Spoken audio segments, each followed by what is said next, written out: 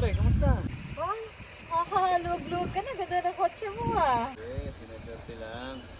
Oh, ang balita. Oh, buntis ka na naman ah. Nagagaling ko lang sa trabaho. Manganak na ako eh. Kailangan ng pera para eh. Kailangan mag-part-time kaya nagpapasak ng kotse.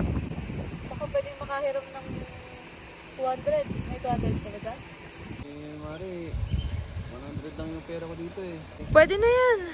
Oh, 100. Bale, may kulang ka pa sa akin 100. ba, mali yata ang Mare. Ikay nangungutang eh, bakit ganon? Bigay mo na lang kung kailan ka meron, ha? Utang mo sa akin 100. So, kulang pa ako ng 100 Kulang ka sa'yo. pa ng 100. Kahit next week na lang yun, ha? Oh, sige, Mare. Thank you. Sige. Parang may mali ah. Bandang huli ako pa nagka-utang sa kanya, kulang ako ng 100. Pero 200 yung hinihiram niya. 100 yung binigay ko.